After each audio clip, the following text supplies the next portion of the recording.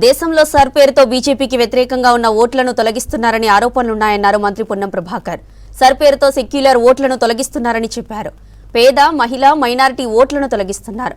బంగాల్ను దృష్టిలో పెట్టుకుని ముందస్తుగా జాగ్రత్త పడుతున్నామన్నారు.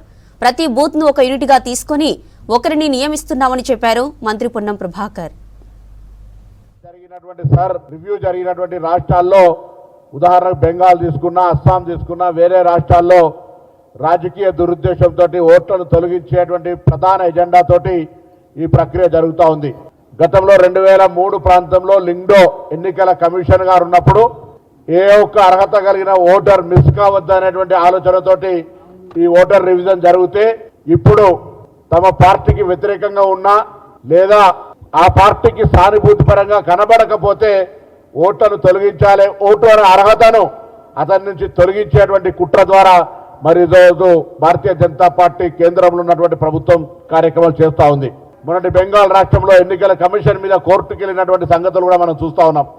అందుకే తెలంగాణ వ్యాప్తంగా ఈరోజు అధికారంలో ఉన్నప్పటికీ ఎన్నికల కమిషన్కు సంబంధించిన ప్రక్రియ ద్వారా జరిగేటువంటి ఈ ఓట్ల రివిజన్ లోపల ఏ ఒక్క అర్హత కలిగినటువంటి ఓటరు కూడా, ముఖ్యంగా గ్రామీణ ప్రాంతాల్లో ఉన్నటువంటి హరిజన, గిరిజన, ఎస్సీ, ఎస్టీ, బీసీ మైనార్టీలకు సంబంధించిన వాళ్ళు లేదా వివిధ వృత్తుల ద్వారా విదేశాలకు లేదా బయటికి లేదా వివిధ గ్రామాల్లో పరస్పరంగా ఎక్కడికైనా వెళ్ళినా వాళ్ళ యొక్క పేర్లు తొలగించేటువంటి కుట్ర జరిగేటువంటి ప్రమాదం ఉంది. కాబట్టి ప్రతి బూతును ఒక కేంద్రంగా, ఒక యూనిట్గా తీసుకొని తప్పకుండా అక్కడ స్థానిక నాయకత్వంతో మరి ఈ యొక్క ఓట్ల పరిశీలనలకు సంబంధించిన కార్యక్రమం చేయాలనేటువంటి నిర్ణయం ఏకగ్రీవంగా హాజరైనటువంటి సభ్యులందరూ కూడా కలిసి తీసుకోవడం జరిగింది.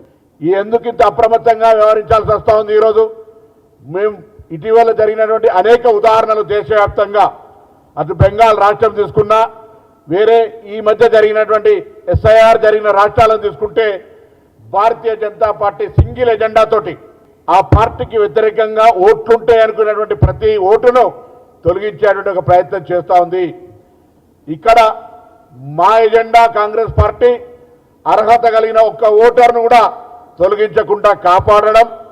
ఆ యొక్క ప్రక్రియలో కాంగ్రెస్ కార్యకర్తలు ప్రజలను చైతన్యపరిచి ఈ సందర్భంగా తెలంగాణ కాంగ్రెస్ పార్టీ పక్షాన ప్రజలందరినీ కోరుతా ఉన్నాం.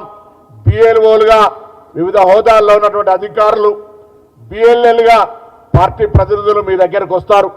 మీ ఓటు హక్కుకు సంబంధించి వాళ్ళు అడుగుతున్నటువంటి ధృవీకరణ పత్రాలను సమర్పించి మీ ఓటు హక్కును అదేవిధంగా కొనసాగించే విధంగా మరి మీ ఓటరు పరిశీలన ప్రక్రియలో ప్రజలు అప్రమత్తంగా మీ ఓటును కాపాడుకునే ప్రయత్నం చేయండి.